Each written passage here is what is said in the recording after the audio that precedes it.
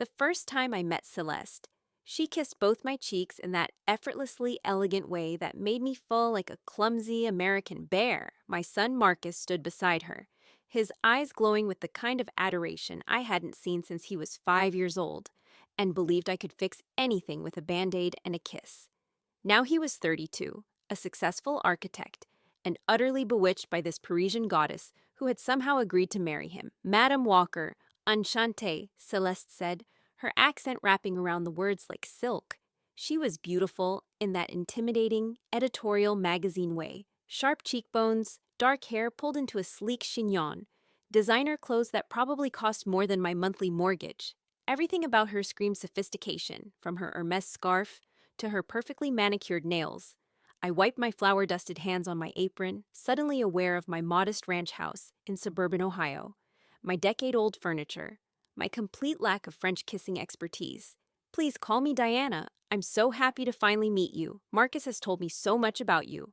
All good things, I hope, she said with a smile that didn't quite reach her eyes.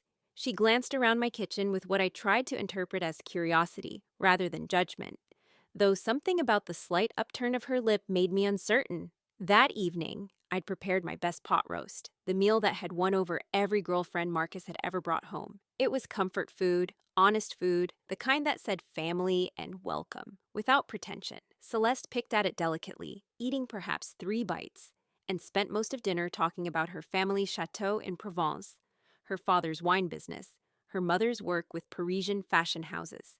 According to YouTube analytics, 99% of viewers are not subscribed. That's a huge number. By subscribing the channel that is completely free, you'll help support the channel and never miss fresh content. Of course, in France, we have a very different relationship with food, she said, gesturing gracefully with her wine glass. Every meal is an art form, you understand. We would never rush through dinner or eat something so heavy. Marcus laughed nervously. Mom's pot roast is actually amazing, Celeste. You should really try more than a bite. Of course, chérie, she said, patting his hand. Then she turned to me with that same not quite warm smile. I'm sure it's wonderful by American standards, Diana. You clearly put much effort into it. By American standards. The words hung in the air like a backhanded compliment wrapped in politeness. I smiled and cleared the plates, telling myself I was being oversensitive, that cultural differences were bound to create small frictions. Marcus loved her. That was what mattered. Over the next few months, as wedding plans accelerated, I saw Celeste regularly. Marcus had moved her to Columbus to be closer to his architecture firm, though she complained constantly about the lack of culture, the absence of proper cafes, the provincial nature of Midwestern life. Each visit to my home brought new moments of subtle condescension, comments about my quaint decor, my simple lifestyle, my traditional views on marriage and family, but I bit my tongue. I smiled.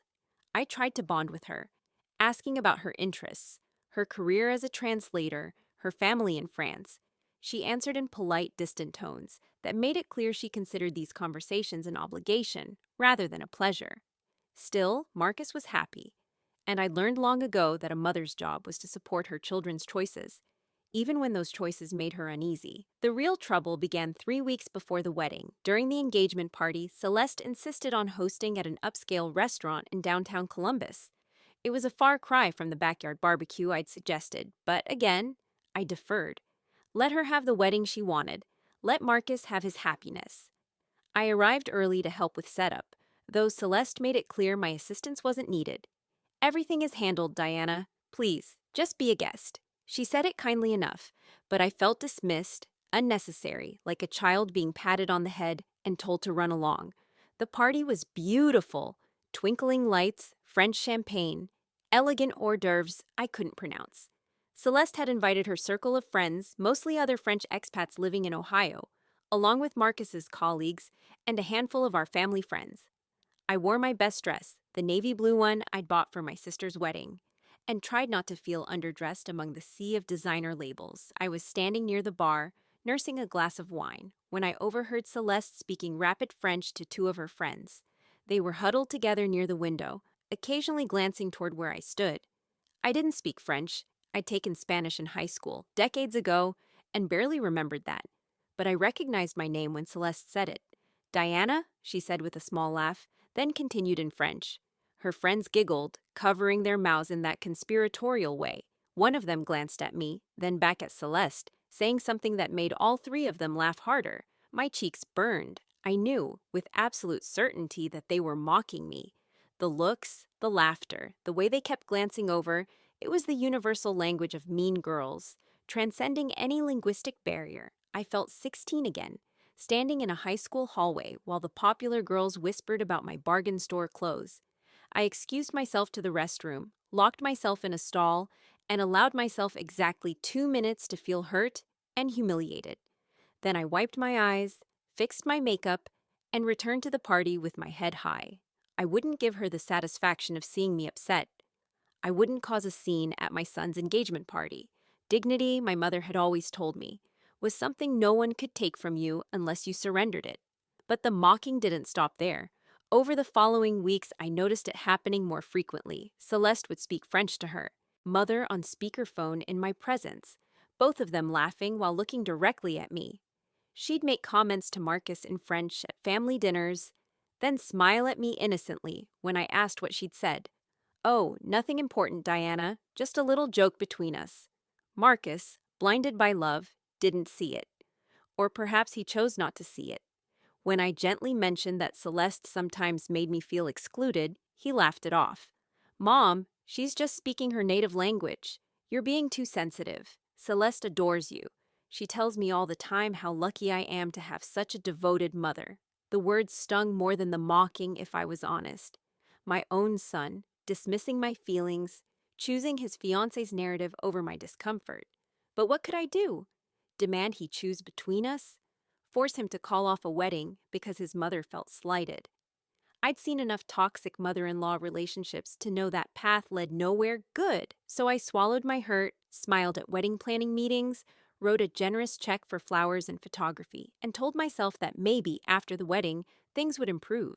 Maybe Celeste's behavior came from wedding stress. Maybe she'd warmed to me once she officially became part of the family. The worst incident happened at the bridal shower, hosted by Marcus's sister, my daughter Rachel. It was a beautiful afternoon event in Rachel's garden. She'd gone to enormous trouble, stringing lights, arranging flowers, preparing food. I'd helped her for days beforehand, wanting everything to be perfect for my future daughter-in-law. Celeste arrived late, making an entrance in a white designer sundress that probably cost more than the entire party. She air-kissed Rachel, thanked her with minimal enthusiasm, then spent most of the shower on her phone, texting in rapid French and looking bored. When it came time to open gifts, I presented mine with trembling hands, a handmade quilt I'd spent 3 months creating, stitching together squares that represented Marcus's life, his childhood home, his college mascot, his favorite books, his dreams. In the center, I'd embroidered their initials intertwined with a traditional French fleur-de-lis, trying to honor both cultures. Celeste unfolded it, and for a moment, I thought I saw something genuine in her face. Surprise, perhaps even appreciation. But then she turned to her maid of honor, sitting beside her, and said something in French. Both women looked at the quilt, then at me, and burst into laughter. The whole room went quiet. Rachel's face flushed with anger. Marcus's cousins exchanged uncomfortable glances. Even Celeste's own friends looked embarrassed. "I'm sorry," Celeste said, composing herself but still smiling.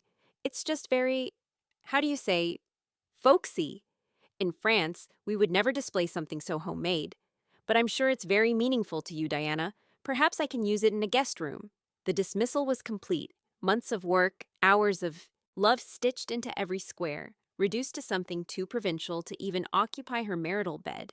Rachel stood up, ready to say something sharp, but I caught her eye and shook my head. "Not here. Not now. Don't ruin the party." I made it through the rest of the shower on autopilot, smiling mechanically, helping clean up afterward in silence. Rachel was furious on my behalf. "Mom, you can't let her treat you like this. Marcus needs to know what she's really like." "He won't believe me," I said quietly, folding tablecloths with methodical precision. "He'll think I'm jealous, or trying to sabotage his happiness. He has to see it for himself. And if he never does?" I didn't have an answer for that. The wedding day arrived with typical June weather, sunny and warm, perfect for the outdoor ceremony Celeste had insisted upon. The venue was a restored estate an hour outside Columbus, all rolling lawns and historic architecture, far beyond what Marcus and I could have afforded alone.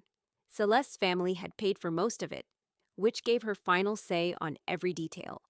I wore the mother of the groom dress Celeste had approved, a simple champagne-colored gown that made me feel washed out but apparently met her aesthetic standards. I smiled through the ceremony, cried appropriately during the vows, and hugged my son with genuine love and secret heartbreak.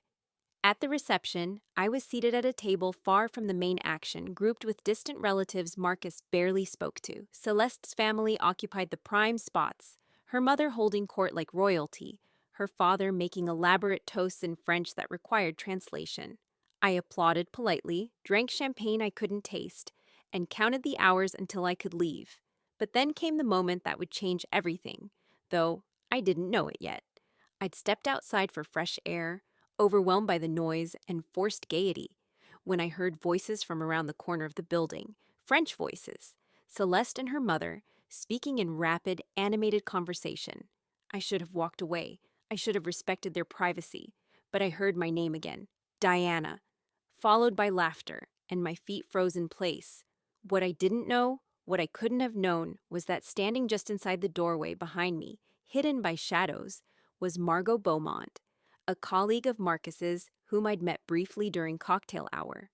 Margot, as I would learn later, was French-Canadian, perfectly bilingual, and currently recording everything on her phone. Celeste's voice drifted clearly through the warm evening air. Mon Dieu, maman, I thought this day would never end. At least now I have access to Marcus's money and can redecorate that horrible house properly. Her mother laughed. And his simpleton mother, Diana, with her pathetic quilts and her peasant food. I know. Can you believe she actually thought I'd use that ugly blanket? I donated it to Goodwill last week. The woman has no taste, no sophistication. She's exactly what I expected from an American. Provincial, unsophisticated, desperately trying to be relevant. Thank God Marcus got his intelligence from his father's side. You're terrible. Her mother was still laughing. But honestly, Sherry, how long do you plan to stay with Marcus? He's sweet, but so boring. Once you have the citizenship and the money, then what? Maman, please, one step at a time. For now, I play the devoted wife, tolerate the dull architecture talk and his clingy mother. And in a few years, who knows, divorce in America is very profitable, especially when you've married an ambitious man with good prospects. I'm not planning to spend my life in Ohio, I can tell you that much. They laughed together, conspirators planning a heist, while my heart cracked open in my chest. Every cruel suspicion confirmed, every dismissed concern validated. She was using my son, mocking our family, planning his heartbreak from the beginning.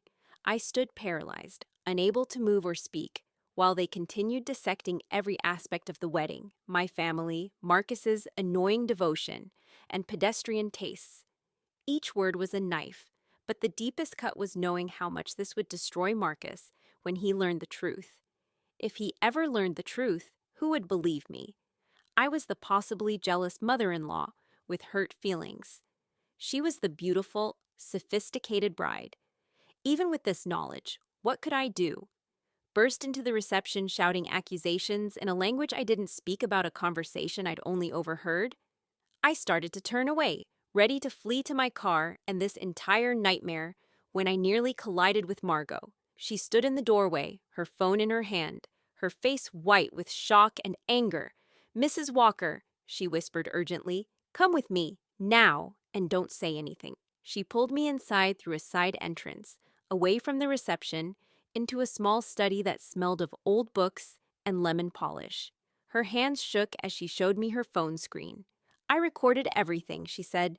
"I'm fluent in French. My mother is from Montreal.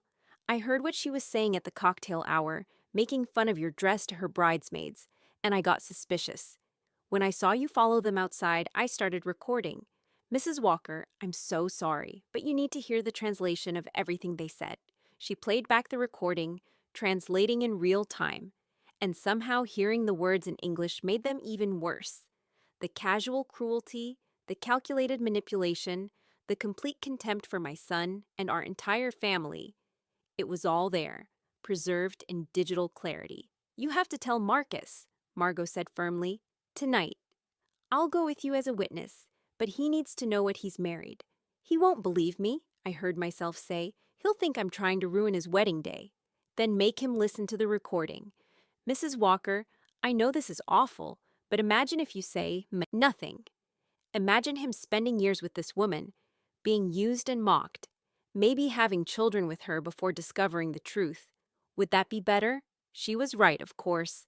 But the thought of destroying my son's happiness on what was supposed to be the best day of his life made me feel physically ill. Still, what choice did I have? Let him live a lie? Watch him be exploited and heartbroken later? Will you really come with me? I asked, my voice barely above a whisper. Absolutely. What she said about you, about him, it's not right. He deserves to know. We found Marcus on the terrace, laughing with his groomsmen, his face flushed with champagne and joy. My heart broke seeing him so happy, knowing what I was about to do. Marcus, honey, can I talk to you for a moment? Privately, it's important. Something in my voice must have alarmed him because his smile faded. Mom, what's wrong? Are you feeling okay? I'm fine, but please, just come with me and bring Rachel. You're going to want her here too. 5 minutes later, we sat in that same small study. Me, Marcus, Rachel, and Margot. My son looked confused and slightly annoyed, clearly wanting to return to his reception. Rachel looked worried, reading my distress accurately. Marcus, I began, then stopped, unsure how to deliver news that would shatter his world. There's something you need to hear. I'm so sorry, baby, but there's something you need to know about Celeste. Mom, if this is about the quilt thing, Celeste explained, it's not about the quilt. Marcus, please, just listen. Margot, please play the recording. Margot pressed play. The French voices filled the small room, and I watched my son's face as Margot translated, her voice steady and professional, not editorializing, just conveying the exact meaning of every cruel word. Marcus's expression went through a rapid evolution. Confusion, disbelief, recognition, and finally, devastating comprehension. The color drained from his face. His hands gripped the armrests of his chair so hard his knuckles went white.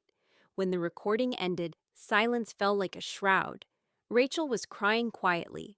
Marcus stared at the floor, his jaw clenched, breathing hard through his nose. That's her voice, he finally said, so quietly I almost didn't hear. I know her voice, and her mother's. That's really them. Yes, Margot confirmed gently. I'm so sorry, Marcus. I wouldn't have intervened if I didn't think you deserved to know the truth. She's using me, he said it flatly, testing the words.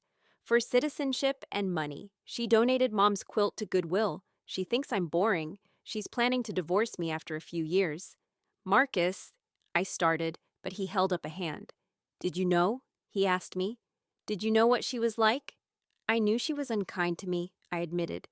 I knew she mocked me in French, though I never understood what she was saying. I felt her contempt, but I didn't know the extent of it until tonight. I didn't know about the citizenship scheme or the plans for divorce. I thought maybe she was just adjusting to a new family, a new culture, and being unkind in the process. I didn't want to be the jealous mother-in-law, so I stayed quiet. You should have told me, he said, but there was no anger in it, only grief. You should have made me listen. Would you have? Rachel asked softly. Before tonight, if Mom had come to you with concerns about Celeste, would you have believed her? Marcus closed his eyes. No, he admitted. I would have defended Celeste. I would have accused Mom of being jealous. I was so blinded by, I don't even know what. Infatuation? The fantasy of what I wanted her to be? What are you going to do? I asked. He stood abruptly, his whole body trembling with emotion. Anger, hurt, betrayal, all of it visibly warring in his expression. I'm going to end this. Right now, tonight, before it goes any further. Marcus, maybe you should wait, I said, suddenly afraid of the confrontation, of the scene. Think about this. Sleep on it. Make sure. Mom. He looked at me with eyes full of pain. She mocked you. She used you. She planned to use me and discard me like garbage. She threw away a quilt you spent months making. There's nothing to think about. This ends now. We followed him back to the reception like a funeral procession. The party was in full swing, dancing, laughter, toasts. Celeste held court at the center of it all, radiant in her designer gown, accepting congratulations like a queen receiving tribute. Marcus walked straight to the DJ and took the microphone. The music cut off abruptly. Conversations died mid-sentence. Everyone turned to look at the groom, expecting another toast, another declaration of love. "I need everyone's attention," Marcus said, his voice tight but controlled. "There's been a change of plans. This marriage is over before it started." Gasps rippled through the crowd. Celeste's face went from confused to alarmed in an instant. "Marcus, chérie, what are you talking about? Have you had too much champagne?" "I've had just enough to hear the truth clearly," he said. He gestured to Margot, who'd followed us back. "Margot, would you please play the recording for everyone and translate it?" "Marcus, no!" Celeste's mother stood up, her face panicked. "This is inappropriate." "Whatever you think you heard." "What I heard," Marcus interrupted, his voice rising, "was my wife and her mother discussing how they plan to use me for money and citizenship, mocking my family, and planning our eventual divorce. What I heard was contempt for everything and everyone I love. What I heard was the truth." Margot played the recording again, her voice ringing clear in the stunned silence as she translated every word. I watched Celeste's face cycle through denial, panic, and finally defiant anger as the truth became undeniable. When the recording ended, the silence was absolute. 200 guests stared at Celeste with expressions ranging from shock to disgust. Her bridesmaids backed away from her as if her shame were contagious. Her father stood frozen, his face red with embarrassment. "You recorded a private conversation!" Celeste finally shrieked, abandoning all pretense of grace. "You had no right. Marcus, you're overreacting. These were jokes, just jokes between a daughter and her mother. You Americans have no sense of humor. Jokes about using me," Marcus's voice was ice. "Jokes about planning our divorce before the reception even ended. Jokes about my mother being a simpleton and my life being boring. Those are your jokes, Celeste. Your mother is overly sensitive and you know it. She never liked me. She probably planned this whole thing to ruin our wedding. My mother," Marcus said slowly, clearly, "has shown you nothing but kindness and love since the day you met. She made you a quilt with her own hands, and you donated it to Goodwill. She welcomed you into our family, and you mocked her in a language you knew she couldn't understand. She tried to connect with you, and you treated her with contempt. But even after all that, she didn't tell me her concerns, because she didn't want to interfere with my happiness. My mother's crime was loving me enough to let me make my own choices. Your crime was never loving anyone but yourself." Celeste's face twisted with rage and humiliation. "Fine, you want the truth? Yes, I thought you were boring. Yes, I thought your pathetic little American life was suffocating. You should be grateful someone like me even considered marrying you. But I played my part, didn't I? I smiled and pretended to care about your dull architectural projects, and your simpering mother, and this cultural wasteland you call home." The crowd's shocked gasps turned to murmurs of disapproval. People were already gathering their belongings, clearly wanting to distance themselves from the spectacle. "Get out," Marcus said quietly. "Take your mother, take your friends, take everything you brought into my life, and get out. The marriage is annulled as of tomorrow morning. My lawyer will be in touch about the prenup. Thank God my father insisted on one. You'll get exactly what you brought into this relationship. Nothing." "You can't do this to me," Celeste shouted. "You can't humiliate me like this." "You humiliated yourself," Rachel said, stepping forward to stand beside her brother. "You humiliated our mother, our family, and every person here who came to celebrate what they thought was a real marriage. Marcus is just making sure everyone knows the truth." Celeste looked around wildly, seeking support, but found only turned backs and judgmental stares. Even her own friends wouldn't meet her eyes. Her mother tried to pull her toward the exit, hissing something in French that sounded like urgent warning. "You'll regret this," Celeste spat at Marcus. "You'll come crawling back, begging me to reconsider." "No," Marcus said with absolute certainty. "I won't. The only thing I'll regret is not seeing you clearly sooner. Now please leave before I have security escort you out." Celeste fled in a whirlwind of white silk and fury, her mother scurrying behind her, their heels clicking rapidly against the stone terrace. Several of her friends followed, unable to meet anyone's eyes. The remaining guests stood in awkward silence, until Marcus set down the microphone and walked over to where I stood, tears streaming down my face. "Mom," he said, pulling me into a fierce embrace, "I'm so sorry. For everything. For not listening. For not seeing. For letting her treat you that way. I'm so, so sorry." "I just wanted you to be happy," I whispered against his shoulder. "I know, but you can't protect me from my own mistakes forever. I had to learn this lesson, as brutal as it was. At least I learned it now instead of 5 years and 2 kids later." Rachel joined our embrace, and we stood there together, a family reunited, while guests quietly began to leave, some stopping to offer sympathetic words, others just relieved to escape the drama. The next few days were chaos: annulment paperwork, returned gifts, deposits lost, and explanations owed. The story spread rapidly through Columbus's social circles, then jumped to social media when someone's video of the confrontation went viral. Celeste became a cautionary tale, her name synonymous with gold-digging manipulation. Her social media accounts, once filled with carefully curated images of her perfect relationship, were deleted within 48 hours. Her translator job vanished. Apparently, her employer didn't appreciate the negative attention. Her friendships evaporated. Even her family's business suffered, with several American clients canceling contracts, unwilling to associate with the family name. Karma, it seemed, had swift and thorough methods. As for Marcus, he moved back home temporarily.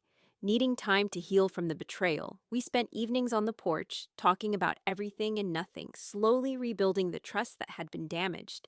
He apologized repeatedly for not listening to my concerns, for dismissing my feelings. I apologized for not being more insistent, more direct about what I was experiencing. "Mom," he said one evening, about 3 weeks after the disaster wedding, "I found something today while packing up the last of Celeste's things from the house." He handed me a familiar bundle of fabric, my quilt, slightly wrinkled but intact. She'd shoved it in the back of a closet, probably planning to donate it like she told her mother. "I'm keeping it. I'm going to put it on my bed.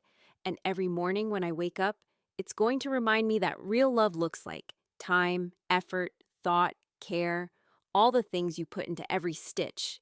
I couldn't speak through my tears, so I just held his hand while we watched the sunset paint the Ohio sky in shades of amber and rose. 6 months later, Marcus started dating again, carefully, slowly, with wisdom earned through painful experience.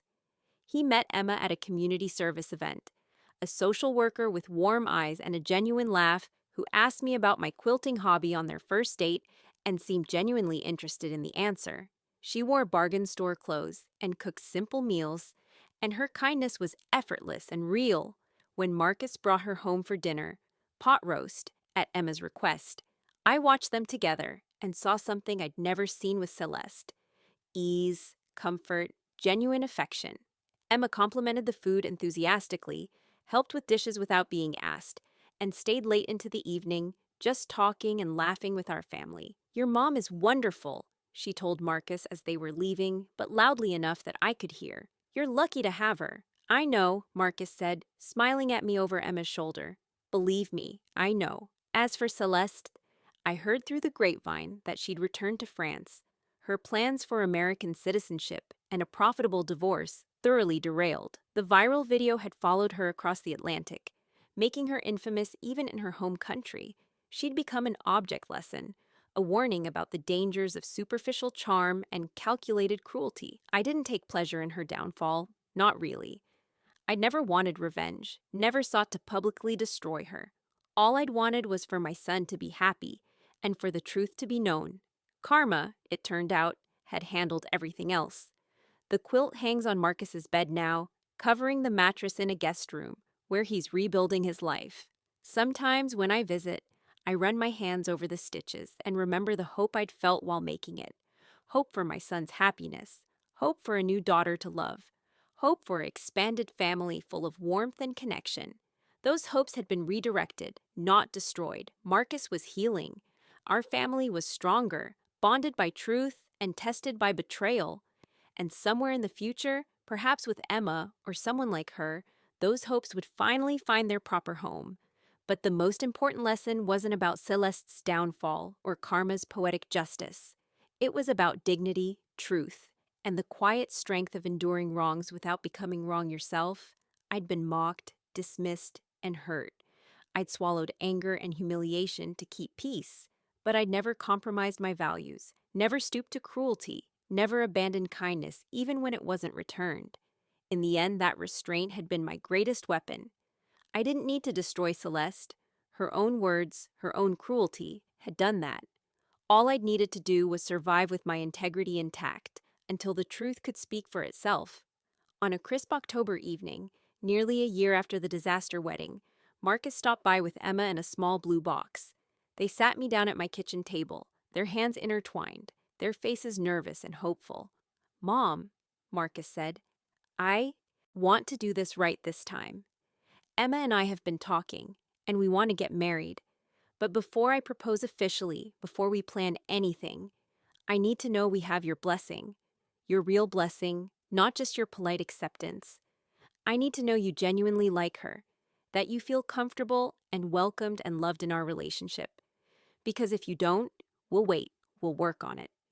Your opinion matters to me, and this time, I'm listening." I looked at Emma, at her open, honest face, her gentle smile, the way she looked at my son with such tender affection. I thought about our conversations over the past months, the way she'd helped me in the kitchen, the way she'd laughed at my jokes and asked about my life with genuine interest. I thought about the simple joy of her company, without any undercurrent of judgment or contempt. "Emma," I said, taking her hand, "you have my complete and enthusiastic blessing. More than that, you have my love. I would be honored to have you as my daughter-in-law."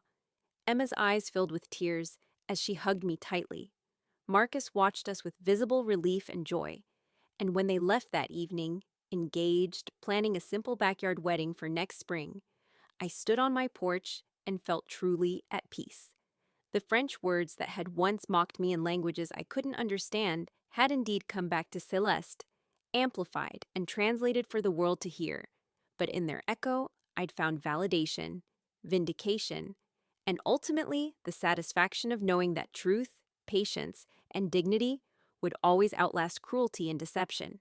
Karma, I'd learned, doesn't always roar. Sometimes it whispers in words once meant to wound, turned into weapons against their speaker. And sometimes, if you're very patient and very lucky, karma delivers justice in the most poetic way possible, by letting the wicked condemn themselves with their own voice, in their own words, preserved in perfect digital clarity for everyone to hear.